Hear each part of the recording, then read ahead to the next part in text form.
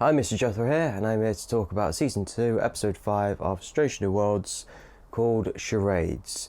There will be spoilers ahead, you have been warned. Now, with this episode, we basically see Spock, always at an important time, is like always some sort of hijinks with Spock when his fiancée is coming on.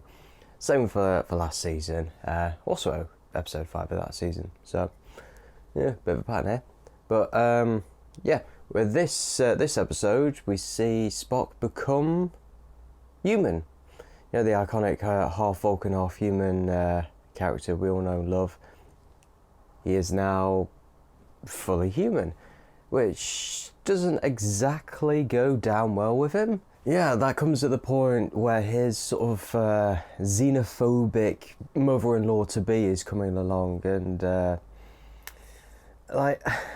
again, I just got to say this, like, Vulcans, despite being so logical and so, like, I don't know, sort of like embracing logic, embracing that sort of way of thinking, a lot of them seem to be just racist, which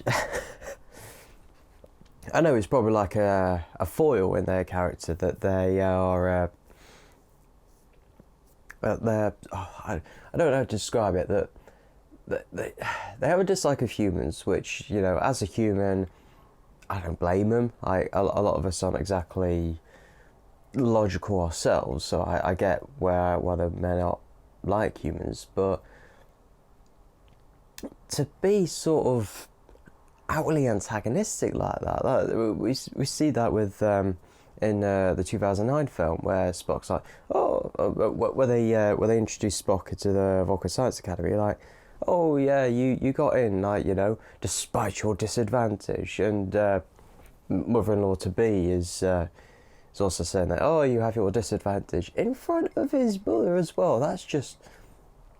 I know what she is. She reminds me of a Vulcan Karen. You know, I want to speak to the manager type, that sort of person. That she is the Vulcan equivalent of that. No, that's it. Vulcan Karen. That's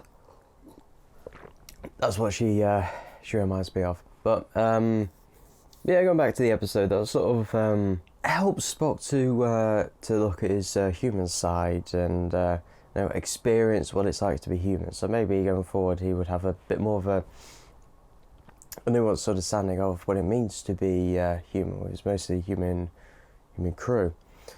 But yeah, the other storyline of that is there's Chapel as well. That it's not been so subtle, especially throughout this season, that Chapel is got a bit of a thing for Spock, and she's sort of like trying to reconcile it and sort of, I don't know, just wanted to talk to him, but.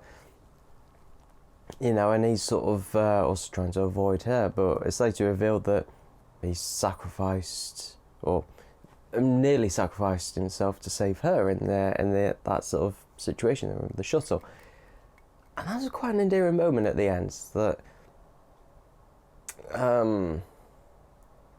just go back to Spock's marriage, that we know in the original series that the marriage isn't there.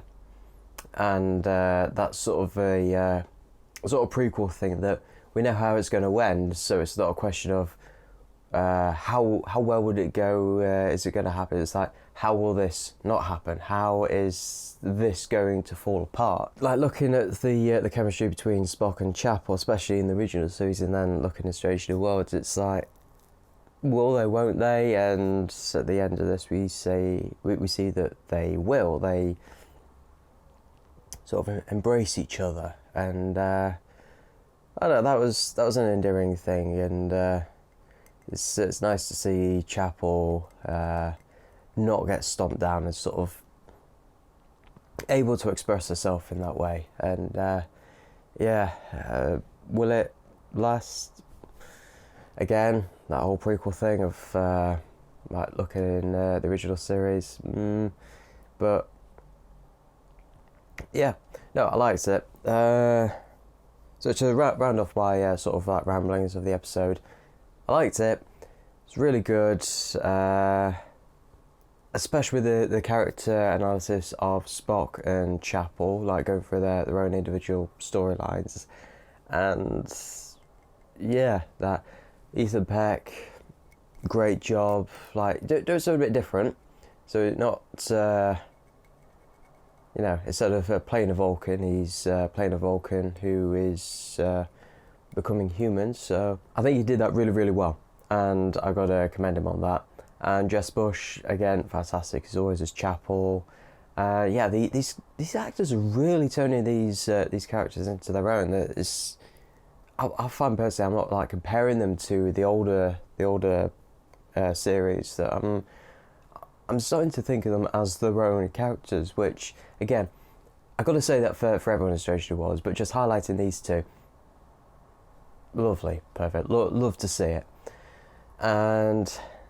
I like that. It's a light one, bit of light comedy, which again, Strange New Worlds doing a different thing every week. Love it, and that will be my review, and I'm signing off.